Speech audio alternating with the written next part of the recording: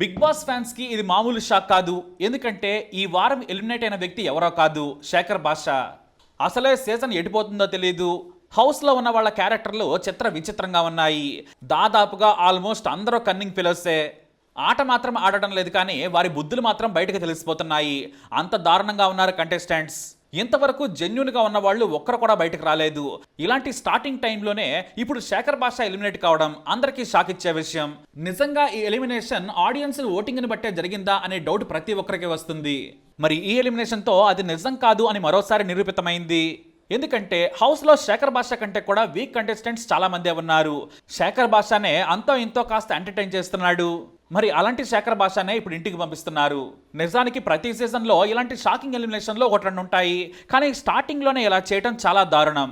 ఎందుకంటే అతనికి ఓట్లు తక్కువగా వస్తాయంటే అది పచ్చి అబద్ధం. శేఖర్ భాషా కంటే పృథ్వీ, ఆదిత్య ఓం, సీత వీళ్ళు వీక్ కంటెస్టెంట్ అనుకోవచ్చు. మరసలు ఈ వారం శేఖర్ భాషాని పంపించాల్సినంత అవసరం ఏముంది? ఇది ఖచ్చితంగా బిగ్ బాస్ నిర్ణయమా, లేదంటే ఆడియన్స్ నిర్ణయమా? తప్పకుండా మీరైతే కమెంట్ ద్వారా తెలియజేయండి. అయితే వాస్తవానికి ముందు పృథ్వీ హౌస్లో నుంచి బయటకు వస్తారనుకున్నారంతా. ఎందుకంటే అతనికే అందరికంటే తక్కువ ఓట్లు వచ్చాయని ఇంటర్నెట్లో హల్చల్ అయింది వార్త.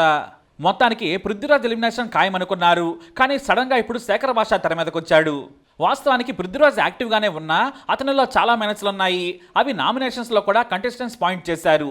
పని సరిగ్గా చేయకపోవటం, లేజీగా ఉండటం, షార్ట్ టెంపర్ లాంటి పాయింట్లు అతనికి మైనస్గా మారాయి. ఇక అలాగే ఈ పృథ్వీ సోనియా ట్రాప్లో పడ్డాడు.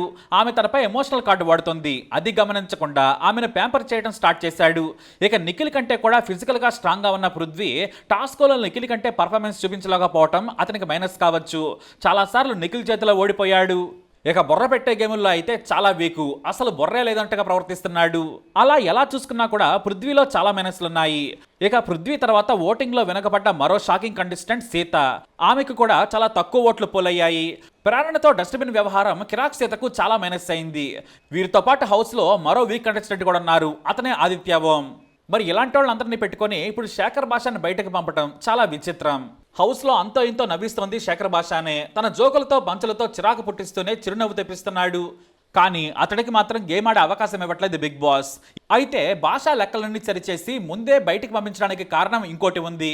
త్వరలోనే అవినాష్ లేదా రోహిణిని వైల్డ్ కార్డ్ ఎంట్రీస్గా బిగ్ బాస్లోకి పంపించాలనేది బిగ్ బాస్ ప్లాన్. అందుకోసమే తనకు తెలిసిన కామెడీతో నవ్విస్తున్న భాషను బయటకు పంపిస్తున్నారట. మరి ఇది ఎంతవరకు నిజమో మాత్రం వెయిట్ చేయాలి. మరి ఏం జరగబోతుందో చూద్దాం. మరి మీ అభిప్రాయం ఏంటి? తప్పకుండా కమెంట్ ద్వారా తెలియజేయండి.